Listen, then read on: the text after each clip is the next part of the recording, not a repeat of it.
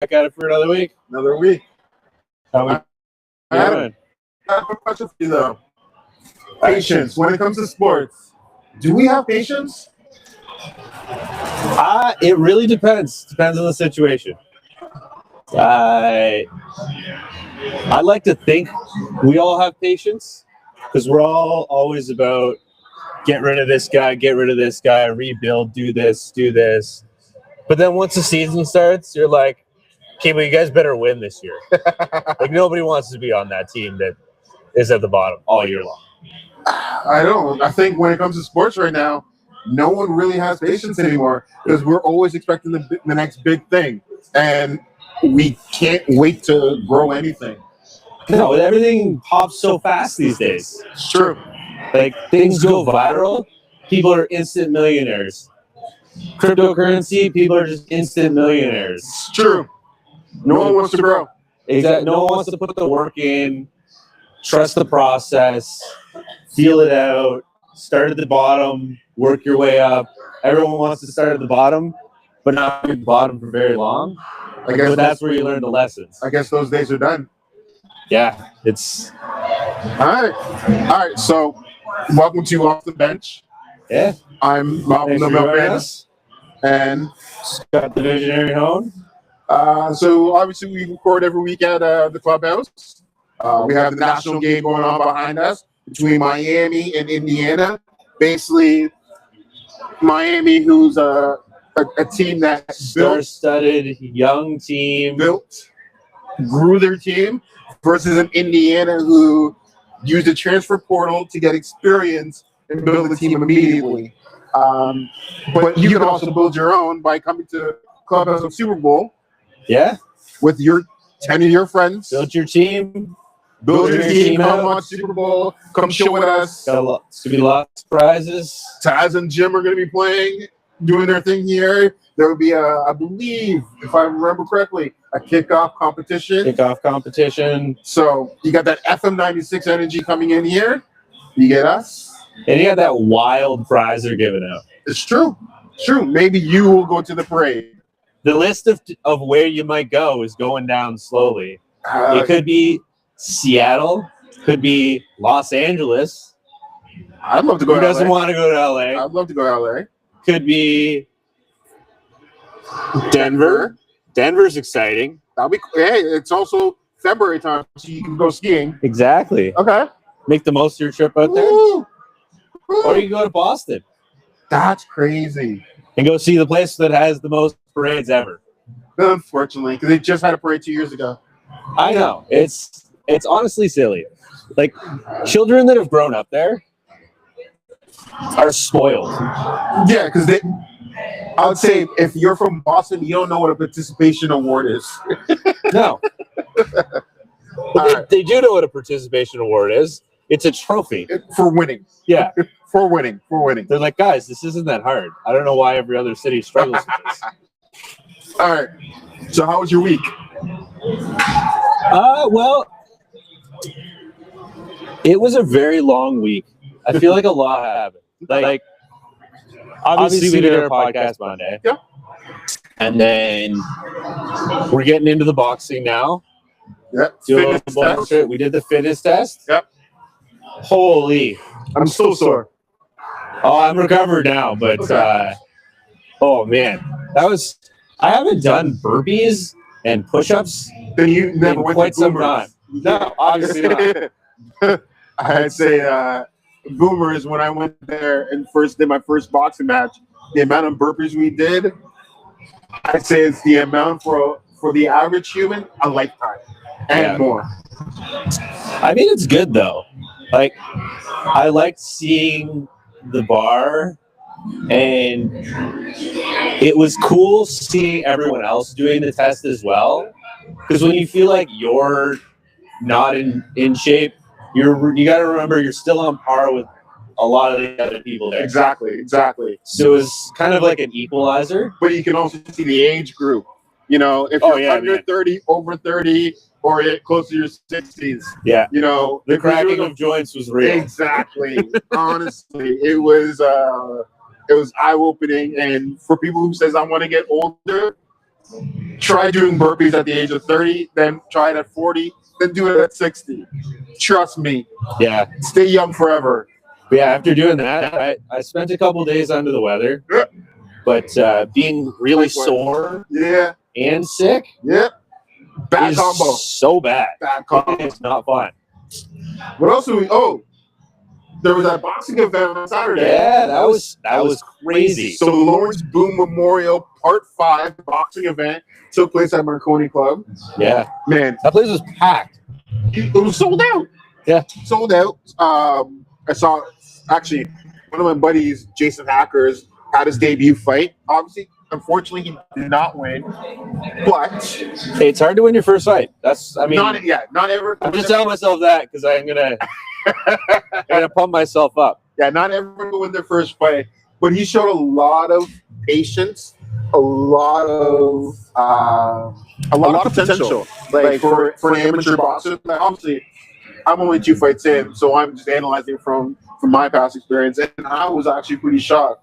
The guy was a little bit shorter and quicker and lighter on his feet, Yeah. which was the advantage. But Well, when you see a guy like I don't know, whenever I see people coming from Toronto to go to London for an event, you know they're going to be pretty good. it's true. Because usually Toronto sports don't need to travel. Like they'll travel, Yeah. but when they travel, like there's so many people in Toronto, there's so much competition. I agree with that statement. Because like, I mean, when you saw them stand up next to like up against each other, like David and he Goliath. was so much bigger than him, but the other guy was small, fast, super fit, wasn't burning out. But was burning out a little, but like, I mean, not by comparison. True. Like he just couldn't keep him pinned. The one thing I would say, especially for a debut fight like that, he's doing it in front of his friends, his family. It's nerve wracking. That is like on a debut fight, it's the hardest challenge that you have to overcome. Yeah. Is the performance aspect of it, and it's not the ring aspect. Because you can always analyze that after. It's like your first fight's now under your belt. Who cares about the first outcome? Because at the end of the day, it's a learning experience. It's a learning experience, but it's like getting over that stage fright. Like, I mean, we haven't gotten into sparring yet, obviously. No. The real training's going to really kick off this week. Yep. But I think that's one of those things that a lot of people don't think about, that ring control, trying to cut your opponent off in them more. But we saw a lot of that. For sure. One thing I'll definitely say about the Lawrence Boone Memorial, this is episode 5 or part 5 of it. It definitely paved the way for a lot more boxing events happening in the city. Obviously, you can sell one out, no problem. 100%. The first one that I knew about was Fight to End Homelessness, which I ended up joining and did. And then the next biggest one that I knew of was Punch Out. That was great. And then obviously this one is also like been paving the way. And Boomers has been doing a great job advertising boxing and getting the boxing world to where it is now in London. And now you have new gyms like MPT. You have obviously. MPT was representing at the event. Yes, 100%. We had a whole bunch of people there. Yeah. Well, I mean, Coach Jay was in the ring. And actually, that was a great fight. It was. That was a really good fight. And like he was talking the other day, saying like he's been slowing his fight down, like slowing his game down, and trying to be more patient in the ring. And he did it. But a great example of a person doing that was Jason Ackers, where in that fight he slowed the pace down. Obviously, could have worked more in his benefit, but the way he was fighting was like a very mature boxer. So, I feel like older people tend to do that. True. You have to be, right? You don't have you're more measured. You're not jumping into the ring with all this energy and bouncing around and going crazy right off the hop. Exactly. But that's just an experience thing. Oh, for sure. All right. I know we have the national game going on behind us. Miami versus Indiana. Who do you think is going to win? Man, I honestly think Indiana's going to win. You think so? You think I think they're going 16-0. Okay. The first team, I guess, because it's the new platform. Yeah. Okay. Well, the way they built their team, they took a bunch of older players. Yep. So they don't have all these little skill guys, but they have all these older veteran players. So they're beating everybody with strength. True. I don't know. Like, personally, I kind of like going with the underdog. Miami, you got speed, you got raw talent, and you got Michael Irvin taking out his belt and slamming things. Like, come on. It's true. The energy out of Miami is just ridiculous. And unfortunately, aren't they playing in Miami right now? They're in the Hard Rock. Oh, they are too, aren't They're they? playing in Miami. Yeah. So, like, this is a That's a home home game. game. It's a home game for a lot of them. So, Yeah, so having the underdog, that's such an equalizer, though. The underdog gets the home field advantage. I mean, that just happens to be where that's the where it Super was. Bowl is. Like, that's why I thought. or where the national championship. That's why I made a playoff pool just in case San Fran made it to the Super Bowl. They would have been a home field advantage because they know that We're field. gonna drive an ambulance there. And a hearse. Yeah. Man.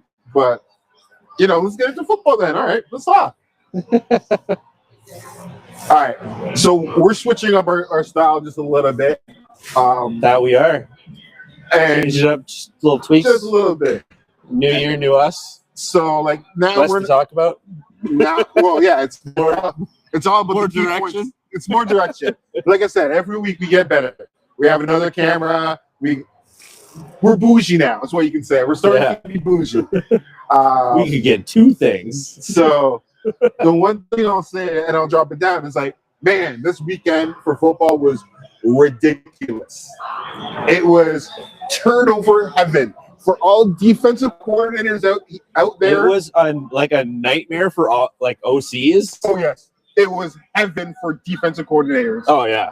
Like, But I mean, that's what happens when you have, like, of all the teams, how many of the teams that were playing in these games are offensive or defensive teams? there was the ones that won. There was 3 defensive teams guaranteed that won. Yeah. Unfortunately, one of those teams that won was also playing against a defensive forward team, and we all knew what happened in that. We'll get into that later. Yeah. What a weekend. There's only one game that was more offense than defense, and we might as well get into it. Bills versus Broncos. Sean McDermott. I feel so bad for Josh Allen, just because that was his fault. That losing that game was his fault. I would say, okay, yes and no. You can say yes, it's his fault for throwing interceptions And the fumble. and the fumbles. He was reckless with the ball. Yeah, He was trying to be Superman, and he wasn't just being Superman. you can't just be like, just be Superman. I know, but like, he was doing the most during that game. Exactly. That's why I feel bad for him, because he had to do everything. Okay, so the score was. Flip him and Sam Darnold and see what happens. Well, I'll get into that. Okay, I'll get into that. Okay, so Broncos beat the Bills 33-30 in OT. Man, the Broncos can't win a game unless it's close. I will say this: At least they have a winning culture. Bills might have won that game if the whole world knew what a catch was. Unfortunately, I'm at the point where I don't know what a catch is anymore because there's that game, and then there was the same situation in Seattle. Okay. Here's What's your take? Here's my opinion. I'm gonna say So it was Cooks, right? I think Brandon Cooks. Brandon Cooks. So it was Brandon Cooks, and then Jaquan McMillan Okay. who intercepted it. So Cooks is catching it, but it looked like he didn't survive hitting the ground, which you have to survive the ground. Okay. If he didn't survive the ground and And McMillan, it's McMillan? Jaquan McMillan, yeah. Jaquan McMillan. If he hadn't have been right there with his hands on the ball to snag it as soon as he bobbled it when he hit the ground, it would have been an incompletion. Okay. The only reason it wasn't an incompletion was because it landed in his hands and he didn't drop it. Okay. The ball never touched the ground. There was no opportunity for a football move. There was no opportunity for a football move. He didn't survive the ground. Catches the ball, comes down. He has it. He hits the ground. All tiebreakers used to go to the offensive player, though. Yeah, but I'm saying he never had control of it once he hit the ground. It was just on top of him. True. And then he comes up with it. Like McMillan comes up with it. But as he was still had possession of the ball, hits his knee, which should have been, and he was de-tackled. Now, I understand what you're saying. But at the same time, if it's on the sideline and you do a toe tap, but then you hit the ground, It's not. and you lose the ball, You are right. it's out. It has to survive the you ground. have to survive the ground. I just think It just happening in real time, we don't know what it just looks sketchy because he landed, lost it, but then the other guy, he would have definitely had it and caught it, Yeah. but he let it go enough that the other guy snagged it. Or it's because he got hit on, because obviously the bull coming down with the ball, and Yeah. Brendan Cooks is taking most of that force, so he almost got like suplexed in a sense. You know what I mean? Like, not Well, like yeah, suplex to the point where his wings getting knocked out of him, right? Because the player which would have been fine. if he still held on to the ball, but then So he got if- ripped out. I think the only reason this is being talked about like this, It's because the Bulls lost. no, Nah. it's because it was an interception. If it wasn't an interception, it would have and it was just an incomplete pass, Then it would have been a different story. it would have been a totally different story. Yeah. And everyone would have been like, "Oh, yeah, he didn't catch it." Yeah. Like if instead of taking it from him, he just swatted it out of his hands, It'd be a different. it would have been a different story. Yeah. Instead of swatting it out of his hands, he just kept it. So there was obviously that catch, non-catch, because there's controversy. I'm sure I'm gonna get catch heat from this from somebody. Probably. And then obviously we know the final score because I gave the opportunity for Denver to go over and kick the field goal to make it 33. Yeah. Then, they still have to march down the field. yeah. Then we get the report earlier today that Sean McDermott gets fired. And now when we were talking earlier is that patience. Josh Allen hasn't been Josh Allen without Sean McDermott, right? And I'll say Kevin Stefanski and John Harbaugh are probably kicking themselves, but we'll get into that later. I got an idea for their next coach, though. Fair. Gets fired for all that he's been making Buffalo build. And unfortunately, Josh Allen has to be Superman for them to be even decent. The defense has been adequate, has been great, but That's the problem. my biggest problem is, okay, Sean McDermott has made Josh Allen who he is today. You're not denying. The one thing fans, outside fans, people, and the critics were like, can you get him some help? Exactly. That's a GM thing. That's not a coach thing. Thank you. Unlike Mike Tomlin, who stepped down from Pittsburgh, Sean McDermott's been doing the most Yeah. with less. And the only thing he has is a quarterback. Mike Tomlin got everything else but a quarterback and would be able to have a winning season. Finally stepped down. That's his story. He gets fired. And this was the year that there was no Joe Burrow, Lamar Jackson, Patrick Mahomes. Like, this should have been the year. But the person they should have fired was GM. The problem is they're not building a championship team based on one person. Like, you can't do that. I agree.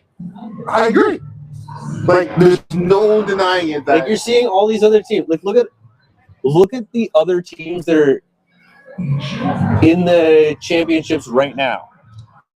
a great example we can use is New England. You got New England. You got the Broncos. You got the Seahawks. Yes. All these are complete teams. And then you got the Rams. They're a solid team. They're a solid team across the whole board. Yes. Exactly. Yes. Like, you have to build it from the ground up. You can't just be like, We got Superman. We don't have to do anything else. exactly. We'll just stack all our money on our quarterback. The running game is fine. Brandon Cooks is an adequate quarterback or wide receiver. Yes. Okay, but Cooks, why is Cooks on the Bills? Because no one else wanted him. Exactly. Who else do they have? I They're couldn't throwing it with McKinnon. Oh, they drafted a guy, Coleman, last year. Yeah, Right? And they've had issues with he's him not all doing year. anything. Yeah, They had an opportunity during like they had a chance to get Waddle on their team from Miami, but they didn't want to give up this year's pick to get him. That's all it had to take. They didn't want to go and get him with that pick. They decided to hold off. yeah. Like the GM has had multiple opportunities to build a Just team, keeps dropping the ball. but it's not Sean McDermott's fault. There's nothing that he's done. No, they're gonna be feeling it. Well, I have a hot take for the later about Sean McDermott and where he should go and force himself into. But we'll talk about that after. Anything else you got for this game, though? Okay, so here's another hot take. I'm listening. They wouldn't have even gone into overtime. There was a passer. I think it was a pass interference Yes. that should have gotten called. So it was a pass. Yes. Buffalo's defense was offside, or I believe it was offside or pass interference. Can't remember what it was. There was a penalty that happened Yes. that made it possible for the Bills to tie it up and go into overtime. Broncos. Yeah, you're right. The Bills tied it up to go into overtime. Yes. And then obviously Josh Allen throws the interception. But then on that final drive, Bo Nix breaks a bone in his ankle. Now he's out. Yes. If that penalty hadn't have happened, the Broncos would have won in regulation. Bo Nix would be fine. That's a fun take. There's a what if for you. Wow. Good point. Bo Nix could have been saved if they played the ball properly. Okay. Yeah. And now, unfortunately, they're leaving the door wide open for New England. But, Yeah. hey, it's any given Sunday still. So, I hope so.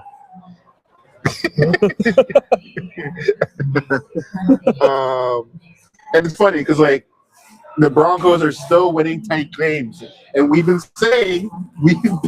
been saying, you Can't sustain keep winning forever. this can't be sustainable.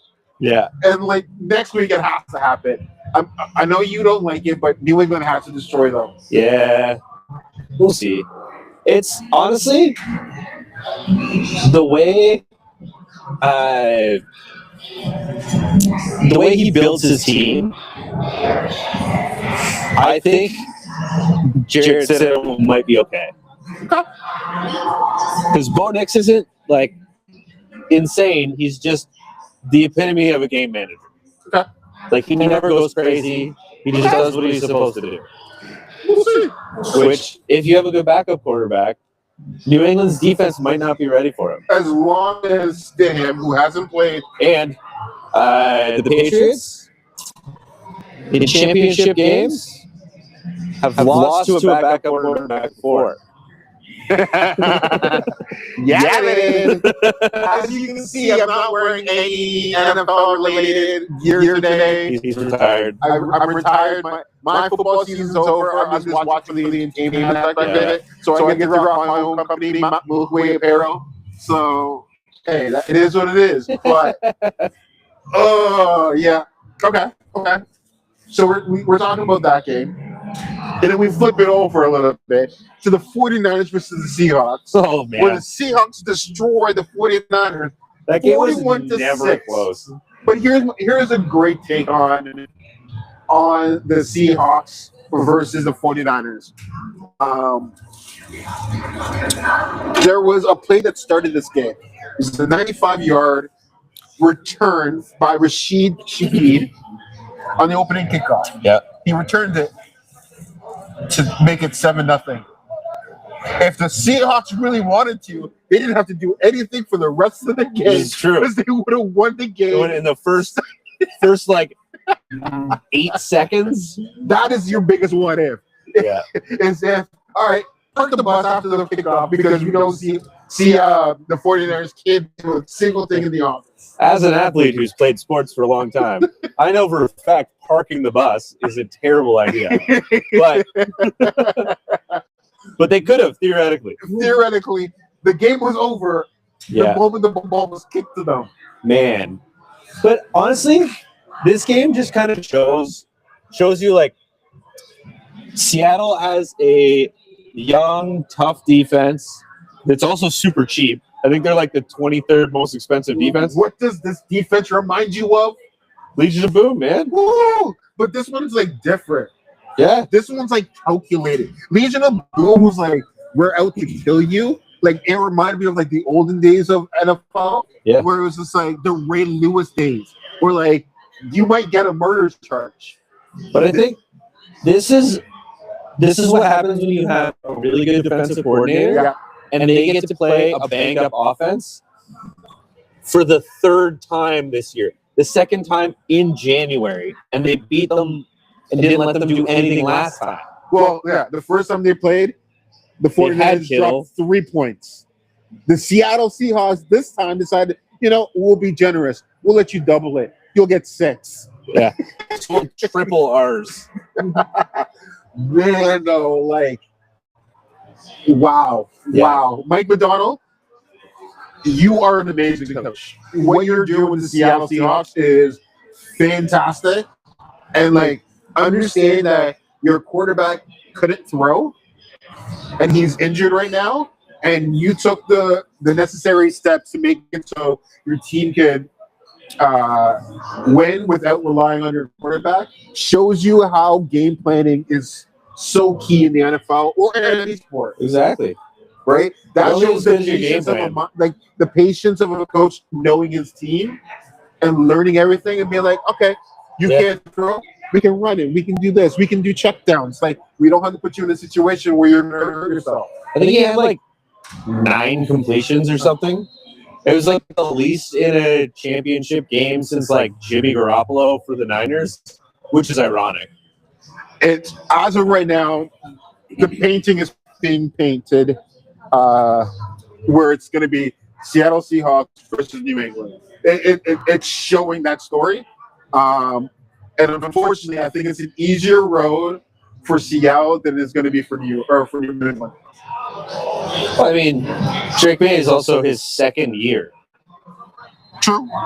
This is the first year that Sam Darnold's on a team on the Seattle Seahawks. This is his first year. True. And we all relate back to Minnesota when he was like hot for the beginning of the season, couldn't finish it. Well, you don't have to finish it if the rest of your team picks it up. So there's that. But yeah, I think the Seahawks are just a complete team. Like they can execute on every level. True. Like they have their defense, they have great special teams, they have a passing game when they want to use it, they have a running game when they want to use it. They can beat you in so many different ways, and they can beat you fast. Sure. I would say that. Once they get ahead, they're not going to let you catch up. The 49ers have a lot of work to do. They have to fix their injury problem. Yeah. It's becoming too much of a repeat offender. It really is. But I think some of it comes down to like, obviously there's some freak accidents in there. Yeah. Well, but I think it's in the back of the players' minds as well. Okay. to like not do certain things, maybe. So you're like trying to not get injured, but when you're trying to not get injured, and the other guy's coming at you like freight train, you're focusing on not getting injured, and he's focusing on killing you. You end up getting hit really hard. Yep. Because you're trying to get out of the way instead of just hitting back. True. But yeah, they definitely have some problems there. And like they always have the problem is so many people get injured and then they're all coming back from injury next year. So but then it's a different team by the next year because and then they lose a bunch of players. Yeah. Like they're like the team that they duct taped together, it's amazing how well they did. Because they're just grasping at straws. they're starting to be too good at that though. But it's harming them because they are so close to winning a Super Bowl, and then the injury bug just destroys them. Yeah. Yeah, this honestly, I felt like this could have been their year if they didn't get all these injuries. More about those if games, but Yeah. I don't know. They were patient. Like we were talking about patience. They were patient last year. They saw what was happening. They're like, all right, let's retool, regroup, and then I don't know what happened. They had like obviously Debo left. Yep. But Ayuk Here's the thing. being a like, clown. Staying on the same topic of patience, they retooled their team accordingly because they realized who they were, what they needed to do, and they didn't stand it. They didn't fire a lot of people. They got rid of contracts because that's how You can't because you like can't keep everyone. yeah. Right? I feel like the only reason the Niners ever lose coaches, they don't fire them. They leave to go get another coach, Because of how good they better are. job. Yes, it's because of how good you are with less. Yeah. Right? And when people see that, it's just like, okay, you're doing less with more. At what point, like, you could do that to my team with has even less than what you guys have. Yeah. You build it up to that standard. But some teams just don't have enough patience to get to that point. But let's flip it then. Okay. Texans versus the Patriots. We've been talking so much about the Patriots, we might as well get Flip it? You mean we're turning it over? over. And over and over and over and over. Oh my God, there was so many turnovers. Was it 5 picks before half? 4. It was 4. Yes, 4 picks before halftime. It was. Well, it might have been 5 picks in the game. 4 before half. Yeah, there was so many. I don't even like. Honestly, I was watching the game, and then you turn your head, and then you look back up, and the other team has the ball, and you're like, "What? What just happened?" And then you turn the other way, and then you look back up, like, "Oh, they have the ball again." Like, what? Does nobody punt? I don't understand what happened in that game. I don't understand. Well, I think it had a lot to do with the weather. It was a real cold day. Yes. And clearly some of these guys can't hold on to it when it's cold. But, like, people were, obviously 2 really good defenses. Defenses that are, like, aware that they need to step up. Like, New England's defense obviously could step up because the Texans' offense isn't as good as the Patriots' offense is. Okay. But the Texans' defense did every single thing they could to keep them in that game. One thing I'll say about the Patriots right now, from last year to this year, in the framework of what they've What done, a jump. I've never seen a rebuild so quick, so effective in a year. I know. Let me rephrase that, because it's not even a year. It's technically less than a year. Because Mike Vrabel got hired when? I would say around this time, right? He would have got hired. Yeah, he probably would have got hired around Super Bowl time or whatever. Yeah. Had some of the guys already, picked up a few. So technically in less than a year, he rebuilt the team to be a Super Bowl team in It's less than a insane. year. Where other coaches, all right, you know what? I need this piece. I need this piece. I need this piece. This. Well, look what happened to the Titans. He had them in the playoffs. They lose him. Tanked. Can't even do anything. It shows you when a GM makes the wrong decision and says, "Oh, my coach is not getting me there. I'm going to fire him and get someone else to rebuild the team." Where Mike Vrabel is like, "Okay, I'll go to New England, build a team how I want, and instill my culture onto the team." What also helps because he has a lot of street cred there too. Yeah, well, he played there, Exactly. so he'll be able to give that perspective to the athletes. Like, hey, I was a champion here. Let's go be champions. This is what I did. And he doesn't have to worry about the GM or the owner pressing down on him because he already has the culture. Yeah. Well, you know what one of the first things they started practicing was? Victory formation. Exactly. They're like, no, I'm teaching you that we're going to be in this position a whole lot this year. Get used to it. That is huge, though.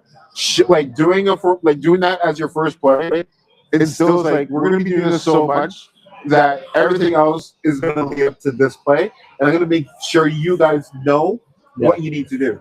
You're like, this is how we're going to end every game. Yeah, and they've proven it.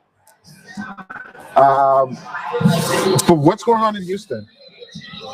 I think CJ Stroud needs to take a step back and realize there's a reason he wasn't the number one pick. He's not the hero. He needs to learn to manage the game. When you have a defense like that, you need to learn how to manage the game. I agree. All you have to do when you have a defense like that, not turn the ball over. The one thing If you can just, because they were so good this whole time, because they weren't turning the ball over. Sure. Because even if they punt, they're going to get better position than you because they're probably going to make you go 3 and out or turn the ball over themselves. Yeah. So a punt is better than, obviously a punt is better than a turnover, but it's all about possession.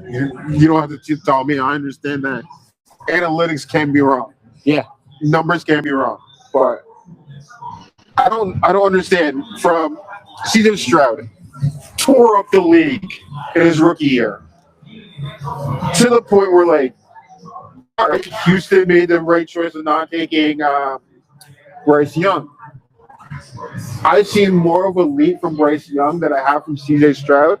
And I asked you earlier, he was the OC for Houston when he first was in the league. Yeah. And well, so the way I see it, was it, what's his name? Bobby Slowick or Nick? Yeah, when he first got in. Bobby Slowick. Yeah. So he had him.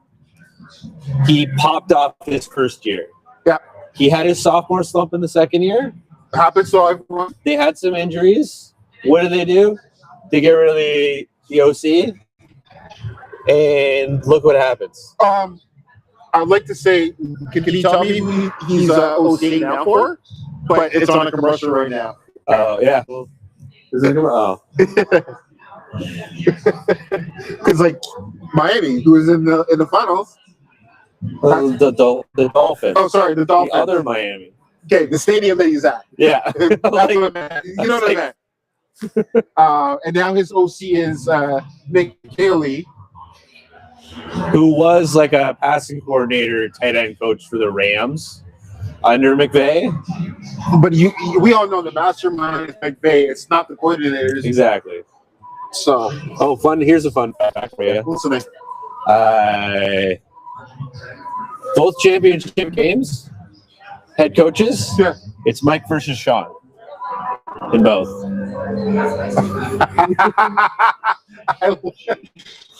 Wow. Wow.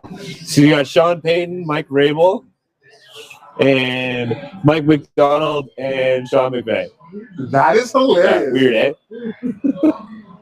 That's a script. That's a script. Okay.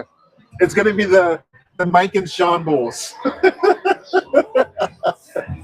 sounds like Mike in shambles. So, True. but the way it's shaping up, it's gonna be Mike on Mike. Or, I hope it's on Sean on Sean.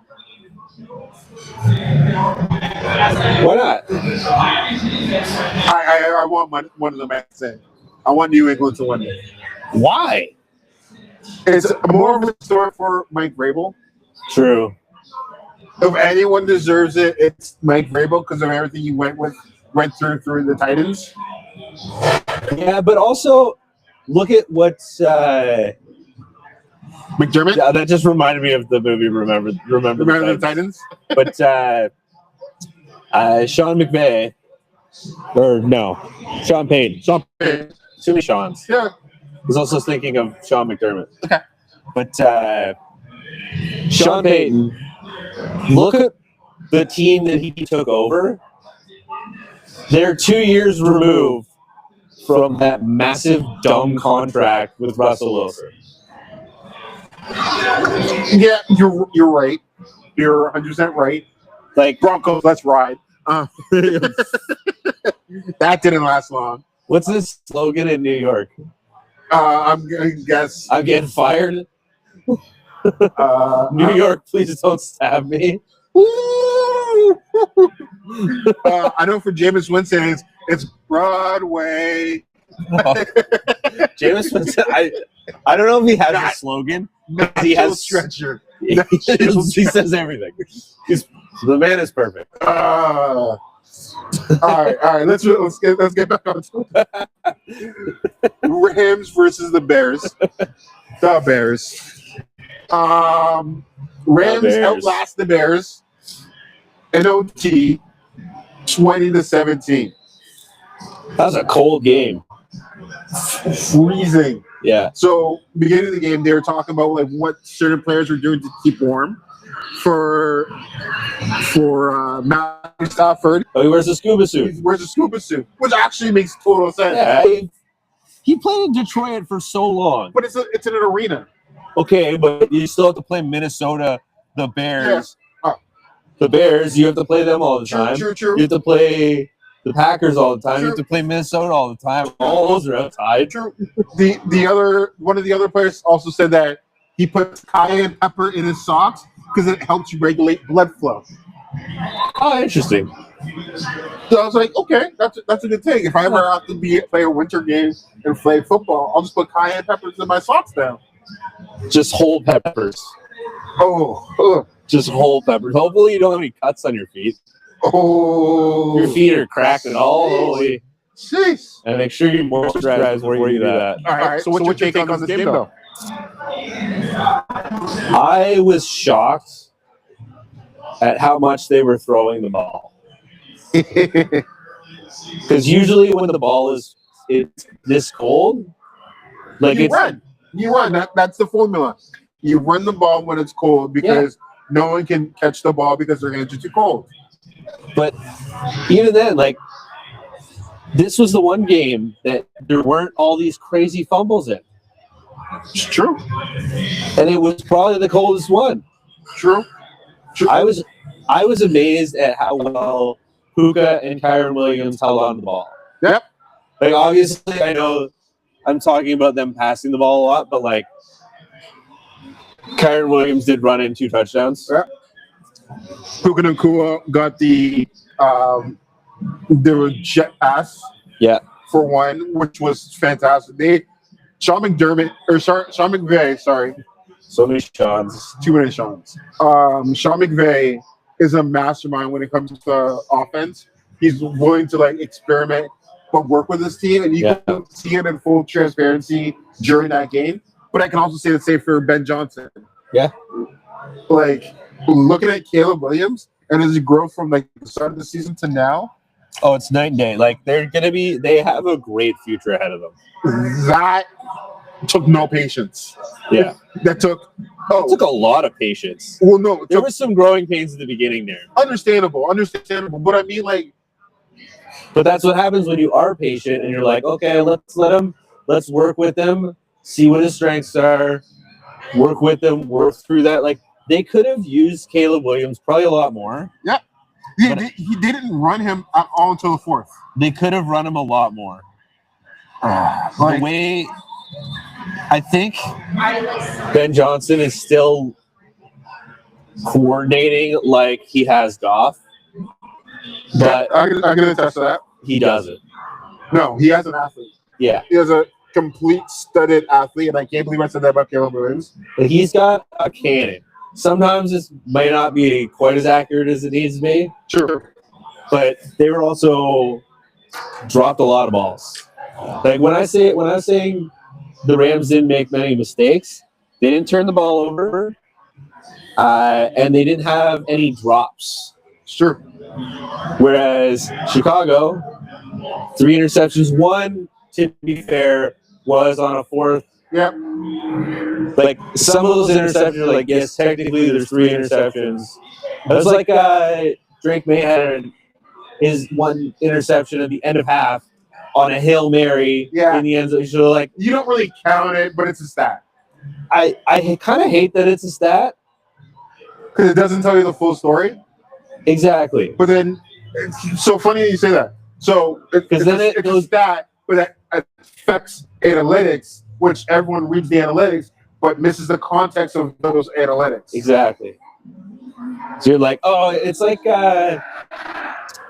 how if I throw you the ball and you bobble it and it goes flying up in the air and someone else catches it, it's an interception and it's on me. But it was actually a bobble. But it's on a drop. Yeah. But that being said, the Rams don't make mistakes that way. They're because they have Puka, who's got sure hands. They got Kyron Williams, sure hands. Yeah. They got Devontae Adams, sure hands. Obviously, their offense couldn't get rolling the way they wanted to in the weather. They also got Stafford got sacked like 4 times. Yep. So they're kind of all over them there, but that's what happens when you don't turn the ball over. The Bears beat them in pretty much every major stat Except turnovers. Fourth down percentage, which was, I think the Rams only did 1. Okay. Yep. But 1 to 3. Or what? Yeah. Yeah. And then what was the other one I wrote down? Penalties. Yeah, the penalties. The Rams only had 1 penalty for 5 yards. Versus 3 for 24 yards. Which is still really good. That's still, yeah. Like, aside from those 3 turnovers, and between the turnovers and the drop passes, they would have blown them out of the water. Sure. Because Roma Dunze had a touchdown pass in his hands, didn't catch it in the end zone. Still blows my mind. Yeah. Still blows my mind. I will say, though, the way Caleb Williams came back and tied that game up, though, I was like, you know what? I'm okay if the Bears win this. Oh, yeah, that was crazy. It was fantastic. The way he... It's exciting. It was to the point where the sky cam got twisted because it didn't know where Caleb Williams then had to reset, and then the ball's already thrown. And then for some reason, Kraft was wide open in the end zone. Now, there was thoughts that it was a little bit of a push-up, but it was still unbelievable. Yeah. So, I don't know, man. Like, Caleb Williams has a bright future in the NFL. Yeah, the Bears have... But this is what I mean. So, the Bills season ended at the same time as the Bears season. The Bills have now lost hope. The fans are in shambles. It's a disaster. The Bears fans are like, all right, this was our first year with this head coach, second year with Caleb Williams. Look at us go. We have so much hope for the future. And that's going to ignite the fans. Bills fans are going to be pissed. But Bills fans are only pissed off due to the fact that it's been how many years that Josh Allen's been Superman? Oh, exactly. And the team hasn't been built. And they're starting to lose hope. And unlike John Harbaugh, where John Harbaugh wasn't using Derrick Henry. He wasn't using the whole team and referring everything off to the OC, where Sean McDermott is doing less with more. He's doing the best he can with what they're giving him. They're just not giving him things. Fired for something that he shouldn't be fired. When we all agree that the GM should be fired. If you're going to fire the coach, you have to fire the GM. Yeah. Right? Is the GM going to hire the D coach and then the president's going to fire the GM? Like that doesn't make sense. Yeah. Like we know the biggest issue is the GM. Hands down. Yeah. You can't draft well, right? You're probably not listening to your coaching staff properly. Like it's at that point where it's like, what's going on? Well, yeah, because your coaches are going to be like, we need this, this, and this. Get me X, Y, and Z. Or take it from another team, or take it from our team. Like, there has to be a change. Unless players really don't want to play in Buffalo. I get it. It's snowy. It's horrible sometimes. I understand that. But, come on. Yeah, but I think that means it's same kind of deal with New England right now. Vrabel wanted to go there because he's like, this is the weather you build a championship team in. Sure. Because the people that want to play here want to win. Because going out in the winter in that weather and losing sucks. Going out in that weather and winning makes you feel unreal. That's true. It's true.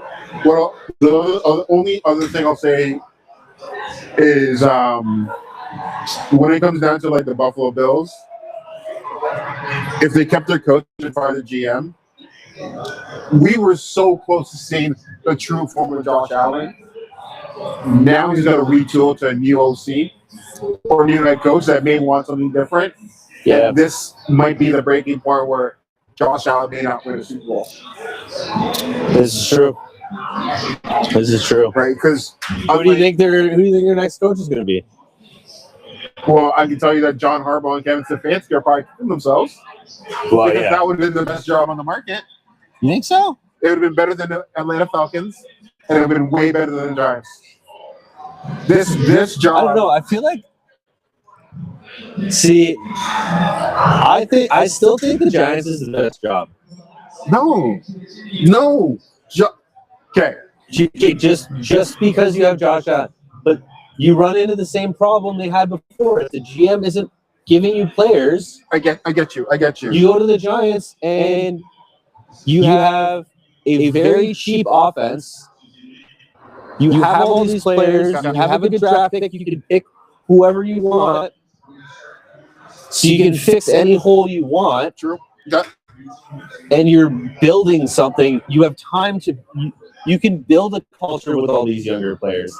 Whereas if you go into Josh Allen's house, you're going into Josh Allen's house. That's what I see as different. If I was the GM, I would be calling Mike Tomlin. Yeah, I was gonna say Tomlin or Dable.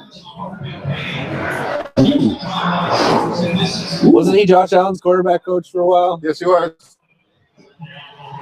Woo! Wasn't that Josh Allen's best years? Sean, no, he was still figuring his days out then. So that's when he got it all sorted out. Okay. Damn. But for Sean McDermott, this is my hot take right now. My bar. Well, I love this hot take. I actually would enjoy it, mostly for the wrong reasons. I will say, if I was Sean McDermott, I'd be calling Cincinnati Bengals up right now. Yeah. And what he can say is, I've done less with more. You guys have more than I have ever had. He's also a defensive-minded coach. Yeah. Which is what Bengals are weak in. I would love that. Now you bring up the true side of Joe Burrow. Fired. You bring up the true fire in him. You bring up the beast to make him MVP quality with the weapons that he has. You have a coach that can build a defense because that's what he's known for, and you have a sure firehouse. Then Zach Taylor can go somewhere else. But if I was the GM of the Bengals, seeing them, I'm on the call. I'm on Yeah. the call. Hey, like, would you There's be been interested? so many crazy coaches available right now. Yeah. But yeah, I think the Bengals need to get on the program with the rest of their division and Fire. Tell Zach, have a conversation with Zach Taylor, and Zach Taylor will be like, you know what? Maybe I need to step down. I realize they've already said they're keeping him, but like You can change your mind. they definitely can. But the Browns, or not Mike Brown, Yep. the owner, Yep. they're cheap.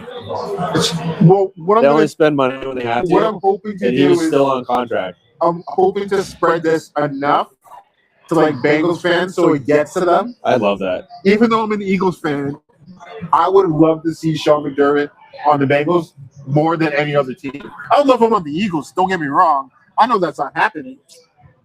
But if I look at another team where he needs to have success, it automatically is the Bengals because you'll have instant success. He would be like the Mike Vrabel, Oh, 100%. and then Buffalo fans can cry because if he was there, I'm telling Yeah. you, Bengals goes win the Super Bowl next year. Nah, man, I love that. I like that take. I would say that right now. Buffalo or Cincinnati. I like it because I don't want. Because you're a fan, but like Well, and I just don't want Zach Taylor anymore. no one, and it's not even okay. So when it comes to patience, you're seeing progress. We had patience. You know, you see improvements. You're like, it may not happen this year, may not happen next year, may not happen in 2 years, but I see an overall growth and the happiness with the team. All I'm seeing now with Cincinnati Bengals fans, players, is we didn't give enough and disappointment. Yeah. I'm tired of seeing, like, I don't ever want to see that as a fan of a team. I'm not a fan of the Bengals, and I'm seeing that, and I'm just like, there was no, you guys aren't improving. But that's just my hard take. Yeah, I know it's hard to watch sometimes. I agree. But we're into the off season, and that is our time to make not a lot or not enough moves. I agree with that statement. It's scouting season, which is another bad season Yep. for us. So What do you think about Mike Tomlin stepping down? Because we haven't really had a chance to talk about it. well, I mean, I did say he was gone But he stepped down. He didn't get fired. because he's also frustrated. I'm surprised he didn't wait one more year. 20 years in Pittsburgh, but I get it. What's the point? Yeah, he's also way younger than you think he is. Yeah. So he's got time to make another 20-year run somewhere else. I'm curious to see who Pittsburgh gets as their coach, because the franchise of the Steelers has only had 3 coaches, Which is ridiculous. and they've been around for like 60 years. It's crazy. It's nuts. Being biased, I would like for it to be a minority.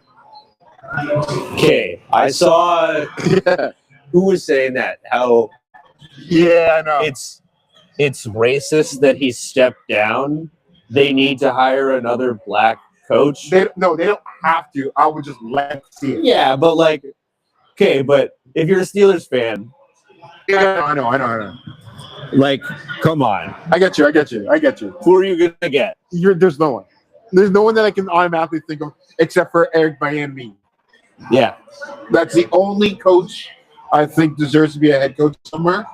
But other than that, for the Steelers, it's not going to happen. but like, I just think it's stupid that like I get it, but like, For me, I don't know. For me personally, I look at it from the concept of the reason he was a coach for so long had nothing to do with his color. with his color. I agree. And everything to do with he doesn't lose. Exactly. So when you bring in another coach just for that reason, you're like, okay, how about we bring in a coach that doesn't lose instead? It's true. No, yeah. Hell, Cam Newton, just be the coach. Oh, God. Kidding. But you know what I mean? Like, there's not many colored coaches in the NFL, No. right? So I'm not saying that Steelers need to. It's just it also shows that some of the coaches who are equipped to be a coach shows that possibility for other people to be coaches. Yeah. It shows that door. Not saying the Steelers have to do it. I'm just saying. I think it's dumb to look at them and be like, you guys need to replace him with this though, because like, what do you mean? I know what you mean. That's not what I'm trying to get at. I'm glad I'm talking to you about this, and you're agreeing with me. It's not necessarily that they have to. I would like to see more representation, as long as it's a winning coach, as long as that person deserves it. And exactly. The only coach right now that really deserves it is Eric Bieniemy from Kansas City. Yeah. He's not even in Kansas City anymore. I think he's in Washington now. I don't know. Yeah, but it is what it is. A little bit off topic from our usual. I feel like we always get off topic, but that's okay. Well, we're always on topic. We're a sports podcast. Exactly. But we just got another report today of something that has not happened for 21 years. Oh, yeah, that one. So I kind of had to say this because this is the first year in 21 years that LeBron James will not be in the starting lineup of the NBA All-Star Weekend game. Do you want my hot take? I'm listening. He probably shouldn't have been in the last couple. The stats are still amazing. Yeah, but I don't know. I feel like to an extent he was getting all this on name alone and the longevity. He still had the highest stats on the Lakers. When he was on the last 2 years, he still had the highest stats. Well, yeah, they also didn't have too many other people. But, like, I just mean, like, in the West, you're saying he was the best. What position was he getting? Small forward. Small forward. He's the best small forward in the entire West. Actually, with his numbers, they were because of how much they use them. I don't know. I just worry that when it comes to like those longevity stats like that, it's going to be, oh, how come he didn't get it this year? How come his stats were good enough, and he was injured for a lot of it. That's why he didn't get there. Is he second team? I think he is. Yeah. He's on the bench. He's on the bench. He's just not starting. Last year, he was a call-up. So someone got... so last year was a call-up and got into the starting lineup. Exactly. That's what I mean. So last year's the only year it's like, ooh. That's exactly what I was talking about. But this year, we knew it probably wasn't going to happen. But there's always snubs. You're right. For longevity-wise, it's tough. But because the only reason why LeBron is the GOAT.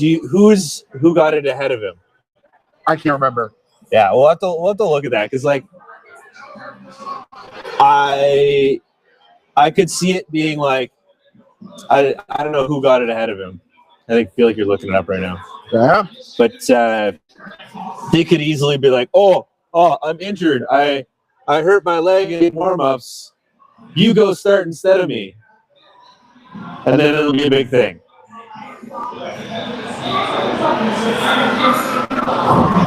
That's what I'm picturing. But it just depends who it is. I'll try in a second. So in the West, it's Luka Doncic. Okay. Steph Curry. Shai Gilgeous-Alexander. Nicholas Jokic. And Victor Wembanyama. So Shea took LeBron out. That's wild. Shea took LeBron, which is fitting. Which is he's playing unreal. He's playing legendary. He is exactly. It's funny because he won the MVP last. Okay, Luka's the only non-MVP in that starting five. And Victor Wembanyama. Oh yeah, I guess yeah. He'll get his. Yeah. Both of them are probably going to get them. Yeah, you're not wrong. But then the thing is, Anthony Edwards got snubbed, so he's not in the lineup. And it's like, me personally, I look at that lineup and I was like, I don't think Anthony Edwards could have gotten there because Shea is doing so much better compared to Exactly. Edwards. Well, that's the thing with the like, and it's also fan voting too. but these all-star snubs. I think it's silly because you're just like, there is 32 teams And we're talking about 5 spots. and there's 5 spots. This is not the NFL. Yeah, we're talking about 5 spots. But each guy is only going for 1 spot against 32 other guys. Well, no, only half. It's split between East and West. 16 guys. Yes. So you have to be the best player in your position out of your entire So your conference, conference. whether it's East or West. Because So calling people a son, like, oh yeah, but like you could argue till you're blue in the face. oh, over for it. sure, for sure. It's a LeBron versus MJ debate. Yeah. We can argue a case for everyone. But I do like the way Anthony Edwards plays though, because he goes hard every game. he reminds me of Jordan so much, but he'll never be the face of the league. And I'm going to be Because he's honest. also kind of obnoxious. True. He was great in that Adam Sandler movie. No. That Hustler? I haven't seen Hustle? You haven't? Oh, Is that a must? yes. Okay. Okay. That is a basketball player move. Better than Love and Basketball? Yeah. I do not speak for my co-host. Also, I've never seen Love and Basketball. I do not speak for my co-host. Okay. Well, what I will say is, when it comes to the NBA, it's tough, right? Because stats lead a large majority of it. Fan voting leads another majority of it. So we just also got that. What's his name? Jaylen Brown is going to be the first All-Star weekend he's actually going to be a part of. So like, yeah, Really? yeah, this is his first All-Star weekend that Wow. he's ever been voted in as a starter. That's crazy because, like, at one point, I don't know if he still is, but he had the biggest contract in the NBA Yeah, and had never been an All-Star. that tells you how important he was for Jason Tatum. Yeah. So I see that. Crazy. For 21 years, we're not seeing LeBron there. Longevity plays a huge part We're of still it. seeing him there. He's just not in the starting Yeah. five. But what I'm saying is, the torch is slowly being passed. Well, it's already been passed. Before we said Zion Williams, Anthony Edwards, Jean Morant, are going to be the new faces of the league. And it's funny that it's going to probably be an international person being the face of the league, which then means this may lead the NBA to be more global than American. As much as a lot of people hate that, it's going to be what the Dodgers are to baseball. Is what one of these athletes, whether it's Victor Wembanyama, You think the Dodgers got another guy? yeah. Yeah. Well, Boca signed with the Mets. Baseball is wild though, because There's no salary cap, so teams can allocate accordingly. Shohei Ohtani, his contract is worth more than the owner of the Marlins. Yes. Yes. That's insane. Take that in. Take that in. Yeah. Take it in. But what right now, as we talk, But that shows you what a rich owner can do. Yeah. Because it's like how Sean Payton took over the Broncos and was speaking to Walmart and was like, hey, this guy sucks. Let's get him out of here. true. But we have this huge contract. Now we'll just eat that. It's Yeah. fine. We'll replace him. Yeah. And look at them now. What I'll say is, with our podcast, we can talk about the range of sports. We can relate it to like life. We can relate it to everything. It's funny because there's so much going on right now in sports, whether it's NBA, NFL, NHL, where Well, this is prime time. the market is changing so much that it allows the doors for us to come in and speak our mind. And like for our viewers, Yeah, and you guys can just get mad at me for saying everything crazy we're, things. everything we're saying, you're probably saying, or you were thinking it, we just said it for you. Right? This type of platform is ideal for this time of the this generation where podcasts are getting bigger and bigger and bigger.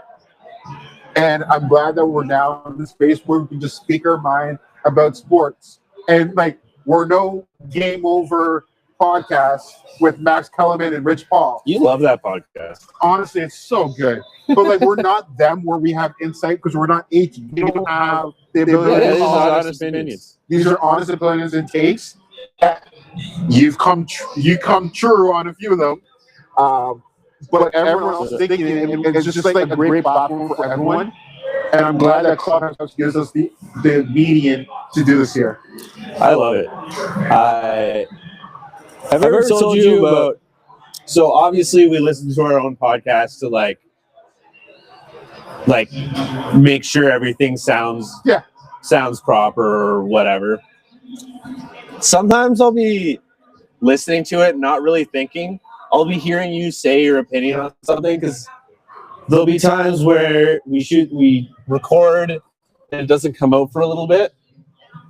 You'll be talking and I've completely forgotten because my mind is going all over the place.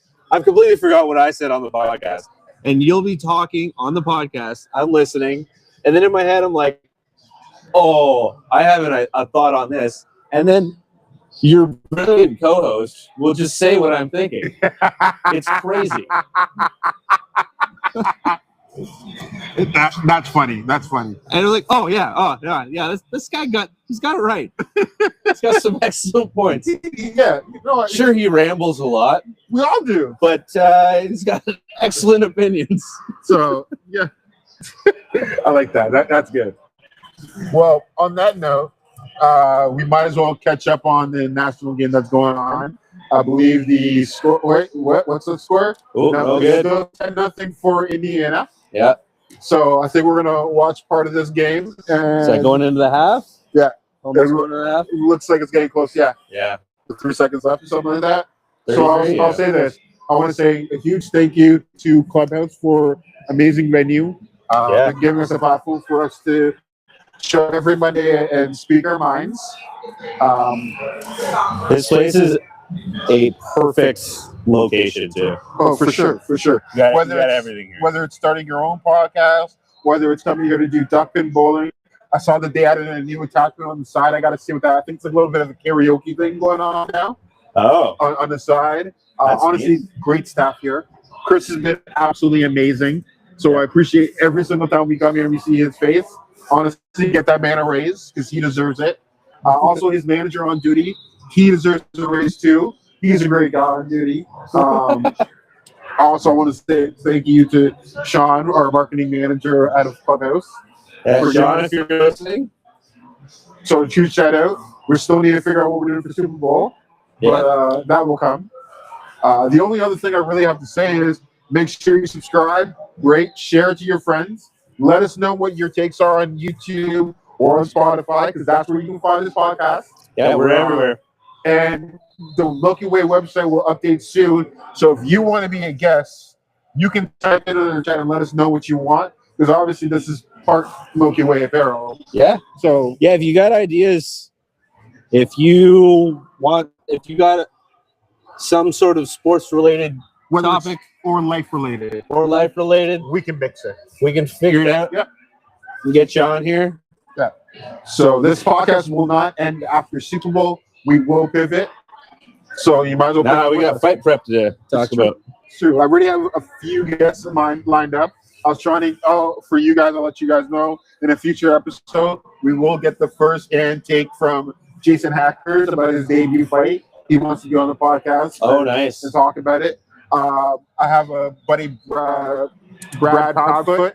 He wants to talk about domestic violence, which is very huge and prominent in our world, especially in the sports world. Especially in the sports world. So we will talk to him about getting him on. A few people from MPT Fitness Yeah. who want to get on, talk about promote Punch Out. Not even just promoting that gym. Like, Yes. They're Yes. doing great things over there. I can't deny it. Yeah. So, you know what? Because I'm a mix. I'm still boomers. I'm boomers all day. But I feel like the difference, like with a smaller gym, you get that more personal approach. It's not as generic for everybody. They can spend extra time with people to prep them for I things. get you.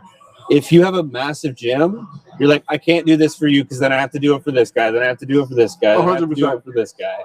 You're not wrong. You're 100% correct with that statement. So It's if you tough. want that personal touch, I always view it from the concept of the more eyes and more opinions you get, the better. it's true. The better you can be as an Yeah, individual, as a fighter. The more people, the more gyms that I'm a part of, they'll tell me their perspective. I'll take it in and I digest it, Yeah. and I can apply it to my fight. Oh, exactly. And like, it's always better to be like, to an extent. Like, Yeah, it's I get great you. learning all the like everything like that, but honing your skills. It's I guess kind of it's the whole big fish, small pond, Yeah. or do you want to be a big fish in a small pond or a small fish in a big pond? I'm diverse. Yeah, you gotta go back and forth because there's lessons to be learned both ways. It's true. You don't always want to be the big guy. Oh, for sure. But yeah, on that note, I know our beers are done. We need to go and get a refill. And unfortunately, this is going to be slowly our last few beers. Yeah, I'm. You're going cold turkey or you're going buffalo? What's Buffalo? You're going to stop drinking except for beer and wine. So like California sober, California sober or Wow. Buffalo sober? Buffalo sober, Buffalo sober. So I just stopped drinking liquor. Basically. Oh Basically. no, I don't know. I think this week coming up, we got trainings are going to really start kicking off because a lot of like the little logistics things are out of the way, and it's just going to be now we're into grind mode. Yep. So Well, we'll see. We'll it's going to see. be good. I'm excited. Honestly, I'm looking forward to how this podcast transitions to the boxing community. It's going to be huge.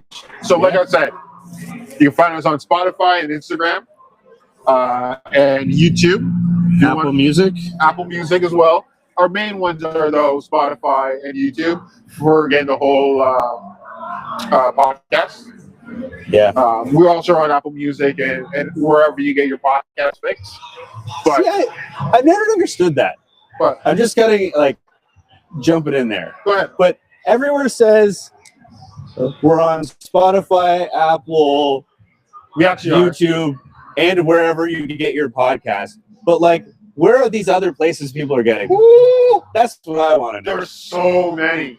There's Last FM. There's a whole list of people who get podcasts from other channels other than big ones. Really? Yes. There's like a black market for it. Like Huh. for podcasts where the main ones, I know we're going off topic.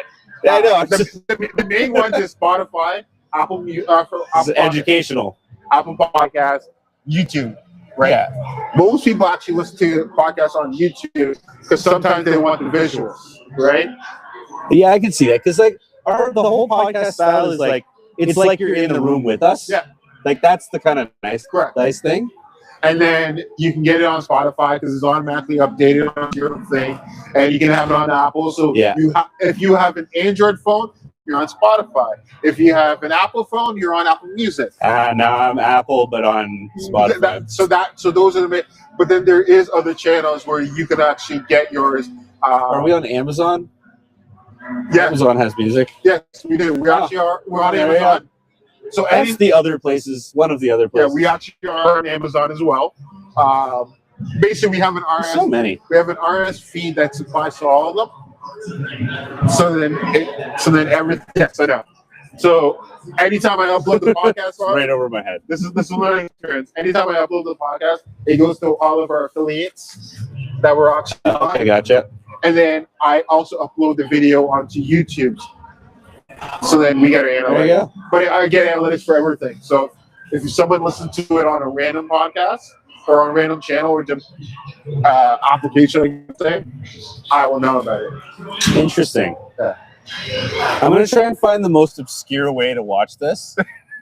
just to see if you notice. If you're watching, it's on YouTube.